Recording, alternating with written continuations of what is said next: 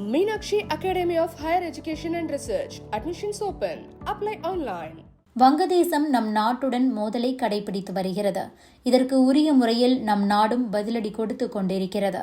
இந்த நிலையில்தான் நம் நாட்டின் பாதுகாப்புத்துறை நிறுவனத்துடன் போடப்பட்டிருந்த 180.25 கோடி ரூபாய் ஒப்பந்தத்தை வங்கதேசம் திடீரென ரத்து செய்துள்ளது. இதன் மூலம் மீண்டும் நம்மை வங்கதேசம் சீண்டத் தொடங்கியிருக்கிறது. வங்கதேச பிரதமராக ஷேக் ஹசீனா இருந்தவரை நம் நாட்டுடன் நல்ல நட்பில் இருந்தார். கடந்த ஆண்டு இடஒதுக்கீட்டுக்கு எதிராக நடந்த மாணவர்கள் போராட்டம் வன்முறையாக வெடித்ததால் ஷேக் ஹசீனா நம் நாட்டில் தஞ்சமடைந்தார்.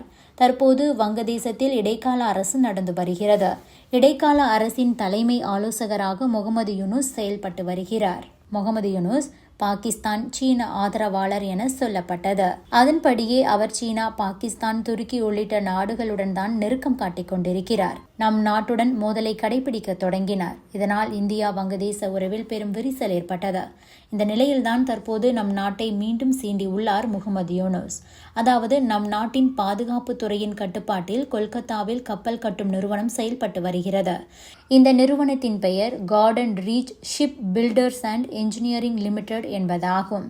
சுருக்கமாக இதை GRSC என சொல்வார்கள். இந்த நிறுவனத்துடன் 180.25 கோடி ரூபாய் மதிப்பில் இழுவை கப்பலுக்கான ஒப்பந்தத்தை வங்கதேசம் போட்டிருந்தது. இந்த ஒப்பந்தத்தை தான் தற்போது வங்கதேசம் ரத்து செய்துள்ளது. இது தொடர்பாக கார்டன் ரீச் ஷிப் பில்டர்ஸ் மற்றும் என்ஜினியரிங் லிமிடெட் நிறுவனம் என்ன சொல்லியிருக்கிறது என்றால், வங்கதேச அரசு போட்டிருந்த ஒப்பந்தத்தை ரத்து செய்து விட்டது என சொல்லியிருக்கிறது. இதன் மூலம் நம் நாட்டுக்கு வங்கதேசம் கொடுத்த பதிலடியாக பார்க்கப்படுகிறது. அதாவது கொரோனா பரவலின் போது நம் நாட்டின் துறைமுகம், விமான நிலையங்களை பயன்படுத்தி வங்கதேசம் தனது பொருட்களை வெளிநாடுகளுக்கு ஏற்றுமதி செய்ய அனுமதி வழங்கப்பட்டது. ஆனால் சமீபத்தில் சீனாவுக்கு சென்ற முகமது யூனுஸ் நம் வடகிழக்கு மாநிலங்களை குறிவைத்து பேசியிருந்தார். இதனால் கோபமான மத்திய அரசு நம் நாட்டின் துறைமுகம், விமான நிலையங்களை வங்கதேசத்தின் சரக்கு பயன்பாட்டுக்கு வழங்கும் அனுமதியை அதிரடியாக ரத்து செய்தது. இது வங்கதேசத்தின் பொருளாதாரத்தில் பெரும் சிக்கலை ஏற்படுத்தியுள்ளது. குறிப்பாக சரக்கை நம் நாட்டின் வழியாக நேரடியாக வங்கதேசம் ஏற்றுமதி செய்யும் போது அது குறைந்தது. இப்போது நம் நாடு அனுமதி மறுத்துள்ளதால் வங்கதேசம் தனது கடல் மார்க்கம் மற்றும் விமான நிலையங்களை நம்பியே பொருட்களை ஏற்றுமதி செய்ய வேண்டிய நிலை உருவாகியுள்ளது. வங்கதேசத்தை பொறுத்தவரை விமான நிலையங்களில் சரக்கு முனையங்கள் அவ்வளவு சிறப்பாக இல்லை. இது வங்கதேசத்துக்கு பெரும் சிக்கலை ஏற்படுத்தியுள்ளது.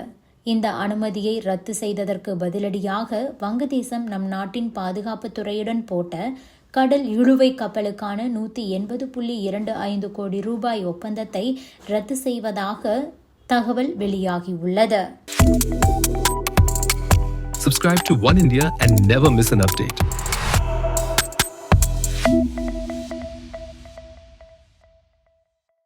Meenakshi Academy of Higher Education and Research. Admissions open. Apply online.